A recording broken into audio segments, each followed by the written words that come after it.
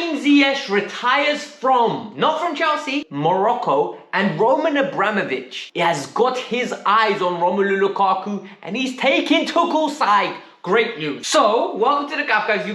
Here, I hope you're here for a quick little video update on everything you need to know regarding Chelsea Football Club and just football in general. So, we're going to talk about 3 stories today. Story number 1, Roman Abramovich has got his eyes on Romelu Lukaku. Listen, daddy's home, okay? He has got his eyes on this and he's going to decide what's going to happen with Romelu Lukaku's future, especially if he starts throwing his toys out the pram, not pram out the toys, if you know what I mean. Then we're going to talk about Hakim Ziyech confirming his retirement. Low-key, I'm upset. I'm very upset. I don't like when players get forced out of their national team, and it's evident this is what has happened. I'm going to give you the 4-1-1.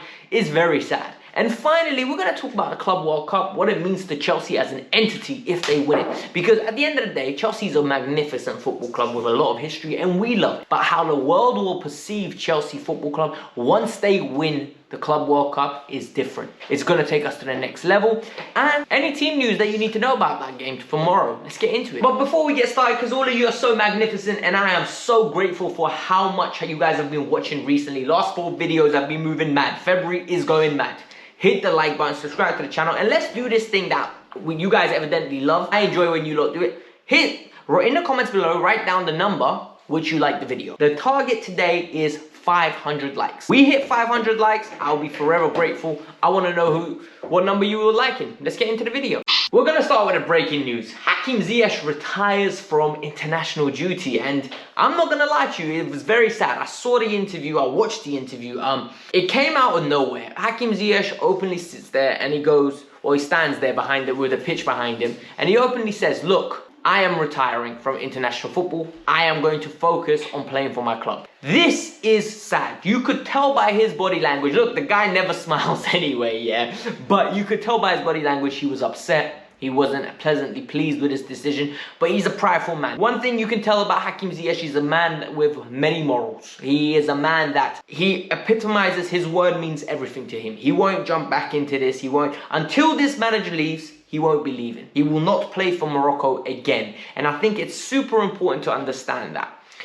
What does this mean for Chelsea though? A lot of you are like, Alex, why does this impact Chelsea? Well, it means a lot of things actually. It means next time AFCON comes around, Ziyech will not be in contention to go. It means that every time we have an international break, we're going to have a player who is 29, 30, 31, resting 2 weeks off, a week off, resting his body, recuperating, working on his fitness, working on his injuries.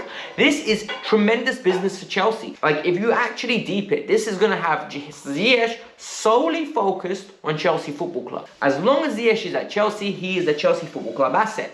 And additionally, if Chelsea ever tries selling, this should add a few million on his transfer value, in my personal opinion. He won't be going away for international duty. He won't be at risk of getting injured.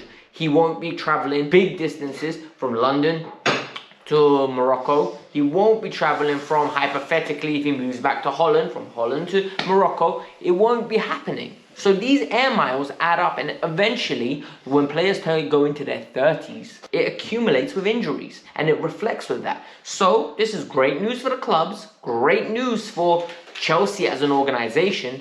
Very sad news for Hakim Ziyech. I hope he flourishes. I hope he makes that manager regret it, because the way he was exiled from that team, in my opinion, the captain of your team, the way the manager came out with outlandish statements saying he never wants to play for the club, he doesn't want to train, he doesn't want to, he's not a winning player. I think it's very disrespectful, especially when he's one of your better players. The second story is about Romelu Lukaku, and this is massive. This is from a Chelsea insider in Matt Law, and Matt Law is reliable as reliable can get. I think Matt Law, I've said it many times, he's got man them inside the club working for him, and they're feeding him stories.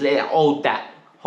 Here's a story, put it out. We want this narrative out there, put it out. And he openly has been doing this for a long period of time. I always say, if a transfer rumor comes out and you think it's real, wait till Matt Law says it, that's when it's concrete. Matt Law is absolutely one of the best journalists when it comes to Chelsea, reliable. Now we need to talk about what he said. Well, he said that Roman Abramovich has acknowledged everything that's going on with Romelu Lukaku and the interview to Inter Milan, the lullaby, the Romeo and Juliet saga that we've been going through. He loves them, Lauti, wait for me, baby. That's what he might as well have said, right? But now he says He's going to pick Thomas Tuchel over Lukaku. He has got a fine eye on Romelu Lukaku. He will be looking at Romelu Lukaku's behaviour, his attitude, and more importantly, if it needs to be selling him for a cut price, they will do it. And I think this is important.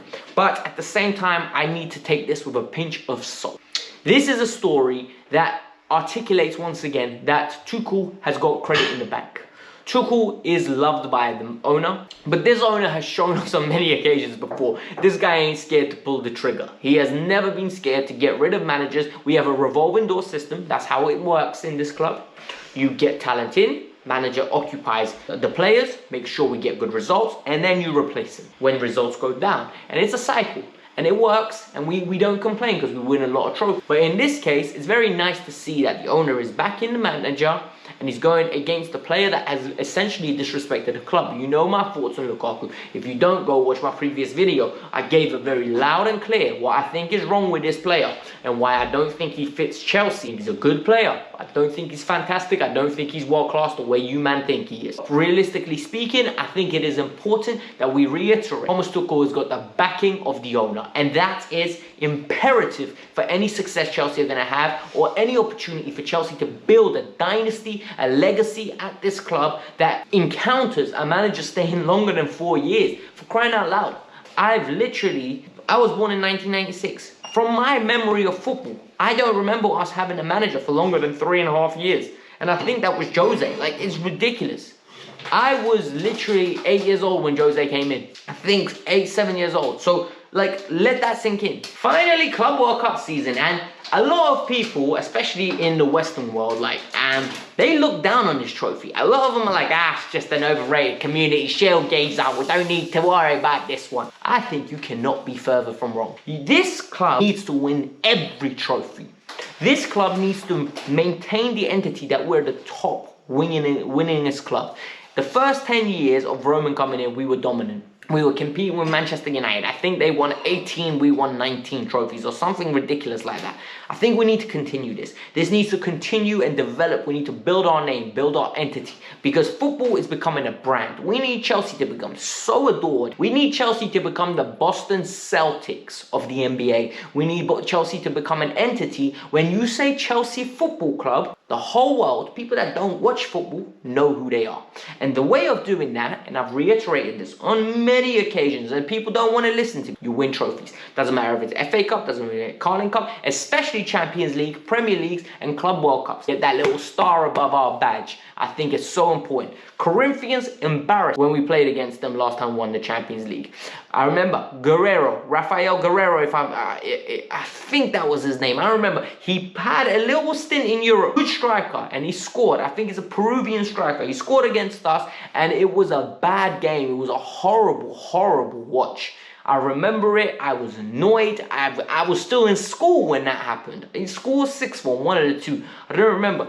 But this is an opportunity. We've got the semi-final tomorrow. We need to win that game comfortably.